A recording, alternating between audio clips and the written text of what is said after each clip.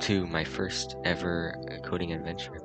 In this series, I'm going to be creating a three-dimensional rendering engine from scratch, plain vanilla JavaScript, just using the HTML5 canvas. I'm also going to be using an online IDE called rebel.it because I've been using it for a while. It gives you free hosting. It's really nice, so I recommend it. I use it daily, I guess. Yeah. So here we go. Here's the start of the video. So to start, we're gonna have to set up the HTML. I'll have a title, set up the scripts, and create a canvas for the HTML. So we'll input the canvas. I'm gonna set the padding, the margin to 0, and the overflow to hidden, and make the canvas fill up the entire screen. Next, I'm gonna create a class called Renderspice and set up all the basic things that need to be in. So, constructor of canvas, have a context, 2 dimensions to put onto a 2-dimensional screen, and I'll add the camera, which will have all the stuff needed. Also make the width and the height proportional, so it's all of the pixels will be squares, and I'll then be done with that constructor. So now we need to make a render loop, which will just loop with calling a function, and then it will render after that. And it'll use request animation frame instead of set interval, just for good usage, good practice to do that. Now to test it, we'll see, and yep, it works. It renders the entire screen on a loop. So I'm going to create a cube function, which will input all of the stuff for the cube. All right, and we'll have a shape of cube. Now in our rendering function, we need to sort it based on farthest to closest, because I want the things in the back to be rendered first, so anything that is in front can be rendered in front of it. So I'm going to use three-dimensional Pythagorean theorem to calculate the distances between the camera and the objects, and I'm going to sort them based on the descending order from farthest distance to closest distance. So we'll render the things in the back first, and things in front on top of that. So now we can loop it. So there are a few things we need to know before you render anything to the screen. One of them being the vertical FOV. There are actually 2 types of FOV. There's vertical and horizontal FOV. These aren't the official names, but it's what they are. So you can see anything in this section, but we cannot see anything in this section because it is outside of our field of view. Most horizontal FOVs will be around 90 to 100, maybe 80, around that range.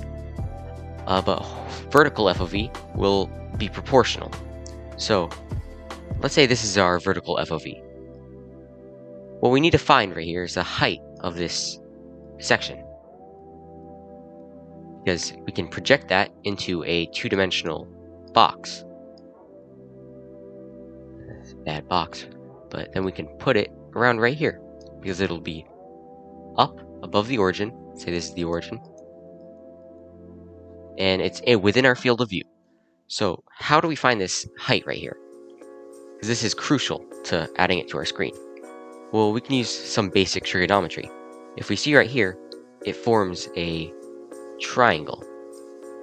So we can use simple trigonometry to find that tangent of this angle right here times the z-axis, which is right here, will be equal to this length.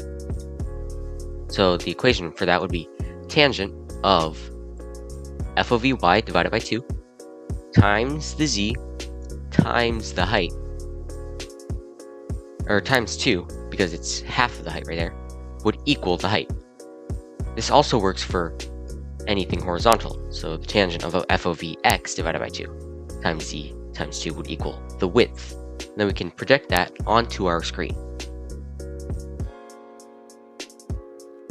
So now that we have those basic equations, we can then set something spaced to pixels. So we'll get the tangent of the FOV divided by 2 to get, and multiplied by z times 2 to get the width of the, in units, of that particular space. We'll also need to get the FOV of the vertical angle, which will be proportional to the x. Another thing we need to take note of is how we render stuff to the screen. So let's follow our example with the 2 lines again. So what we have here is a point that is going to be right around here. So we see this point is here, and we also have our height. For the sake of this, we can set the top of it to 1 and the bottom to 0.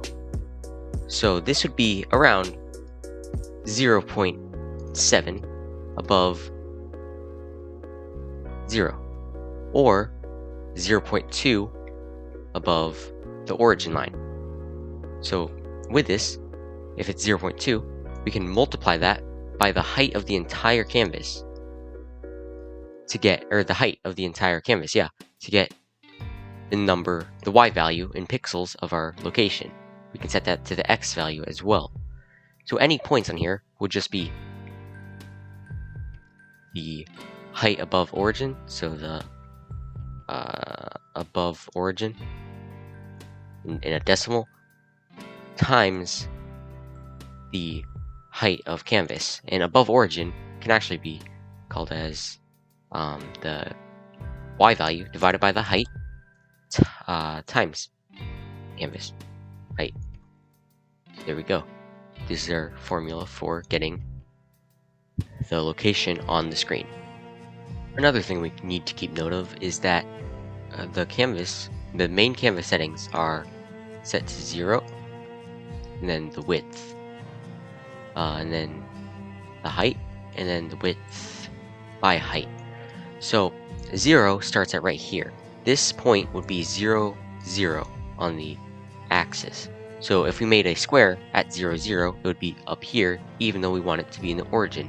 So to set it at the origin, what we can do is translate our 0, 0 point all the way over here, which would be the canvas dot width divided by 2 over to the right, and canvas dot height divided by 2. So these, we're going to translate it over here. Another thing is that it goes down, not like a normal graph. The y value goes up as the points go down. So this would be 0, and this would be the height. So to switch this, we can flip the y-axis. So we change this part, we scale it, -1, which would flip the y-axis. So it would be going upwards at negative h divided by 2, and h divided by 2. So to set up our canvas context, we'll set the transform to equal 1, 0, 0, 1, 0, 0, which is the basic setup. Now we need to scale it to be flipped around. So we'll scale it to 1 times -1, so it'll flip the y-axis. But before that, we need to translate it so that the origin is in the exact center of the screen. Then we can clear the rectangle, and we can get on with coding our rendering. Alright, so space to pixels. We'll need to get the origin and split it into 2 parts, which will be the top and the bottom. So it'll be the maximum it can be is 0.5, and the lowest will be -0.5. Then we can multiply that by the width to get the pixels on the screen that the point will be rendered at. We can use multiple points to make lines and quadrilaterals and all types of shapes, with just points, because it will render the points and draw lines between them instead of rendering lines and shrinking them and everything. Makes it simpler. So now we have to create all of the points in our cube, and a cube has 8 points. So we'll have to render the x, the y, the z, and then the particular location, which will be a small difference, but it's still there. So the width divided by 2, the height divided by 2, and the depth divided by 2. Copy that over 8 times, and switch the signs so that it is all points on a cube. So we can make a function that will draw a quadrilateral, and it will draw it'll begin a path, and it will draw a quadrilateral based on all of those points. We'll also need to copy that and draw a line back to the main thing so that it creates a closed quadrilateral. If you go into here we can then draw the quadrilateral for every single side, which I have already done. I can copy that in, and it will draw the quadrilateral at that point. At all those faces, it'll draw all 6 faces of the cube. Now that we have that, we can start rendering.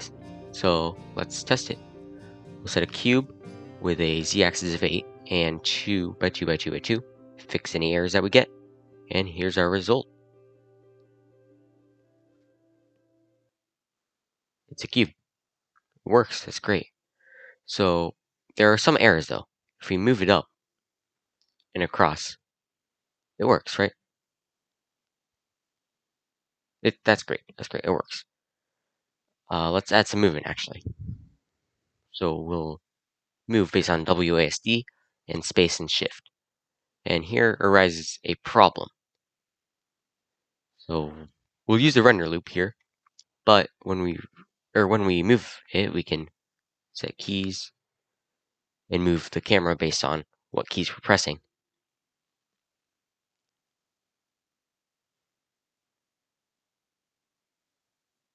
And there we go. Oh, error. Okay. So now we can move around, right? There is, however, a problem when we go into the cube. It creates this error that happens with the lines crisscrossing all over the screen, and you can't go through the cube. So there is a problem here. So yeah,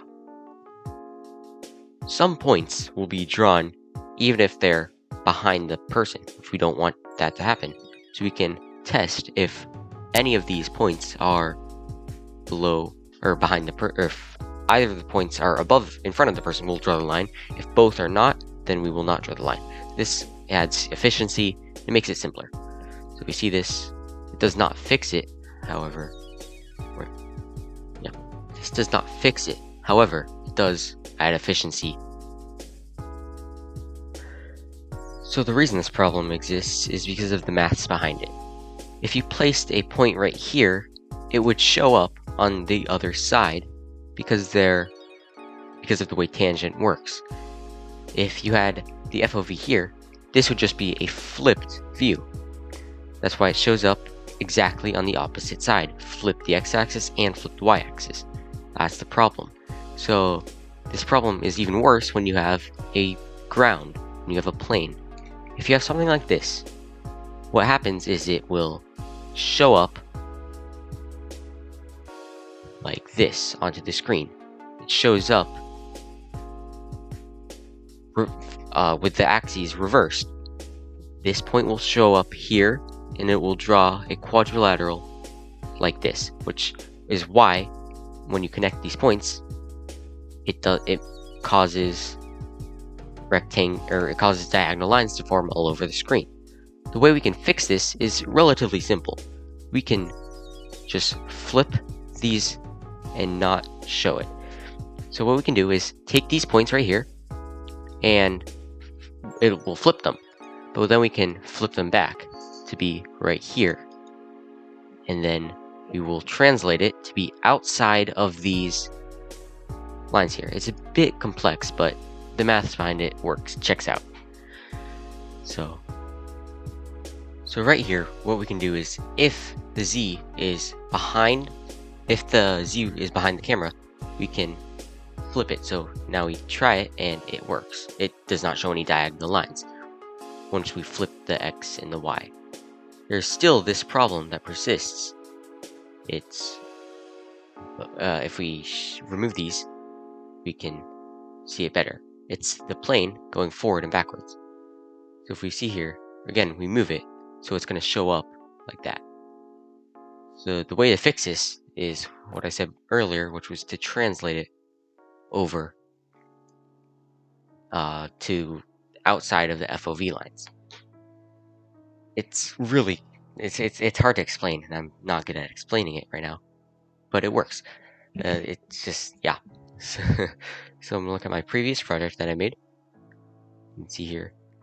So let the ratio equal this value or a value that will keep the X outside of the FOV and copy the Y to match that. So we can set the ratio that we need to multiply the x by if it's on the right side, and if it's on the left side, we can make it negative so that it won't be negative when we multiply it.